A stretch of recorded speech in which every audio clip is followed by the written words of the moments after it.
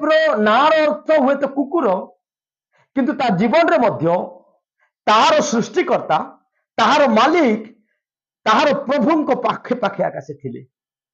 ସେ ସମ୍ପୂର୍ଣ୍ଣ ପ୍ରଭୁଙ୍କର ଅନୁସରଣ ସେ କଲେ, ସମ୍ପୂର୍ଣ୍ଣ ଭାବରେ ସେ ପ୍ରଭୁଙ୍କ ପଛେ ପଛେ ଚାଲିଲେ। ସେ ହେଉଛନ୍ତି କାଲେବ ଆଜ୍ଞା।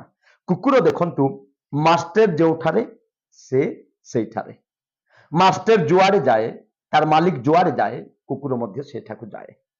ତେବେ ଯିଶାୟ 1 ତାର 3 ପଦରେ ଗୋଟେ ବିଷୟ ଯିଶାୟ ଭବିଷ୍ୟତ ବକ୍ତା କହୁଛନ୍ତି, ଗୋରୁ ଆପଣା ଖାଉନ୍ଦକୁ, ପଢନ୍ତୁ ଟିକେ କଣ ବୋଲି ଲେଖା ଅଛି? ଗୋରୁ ଆପଣା ଖାଉନ୍ଦକୁ, ଗୋରୁ ଆପଣା ଖାଉନ୍ଦକୁ, ଓ ଗର୍ଦ୍ଧବ ଆପଣା କର୍ତ୍ତାର କୁଣ୍ଡକୁ ଚିହ୍ନେ, ଗର୍ଦ୍ଧବୀ ଆପଣା କର୍ତ୍ତାର କୁଣ୍ଡକୁ ଚିହ୍ନେ, ମାତ୍ର ଇସ୍ରାଏଲ ଜାଣେ ନାହିଁ, ମାତ୍ର ଇସ୍ରାଏଲ ଜାଣେ ନାହିଁ, ଆମ୍ଭର ଲୋକମାନେ ବିବେଚନା କରନ୍ତି ନାହିଁ। ଆମ୍ଭର ଲୋକମାନେ ବିବେଚନା କରନ୍ତି ନାହିଁ, ଜାଣନ୍ତି ନାହିଁ କି ବିବେଚନା ମଧ୍ୟ କରନ୍ତି ନାହିଁ। କିନ୍ତୁ ଦେଖନ୍ତୁ ଆଜ୍ଞା, କାଲେବ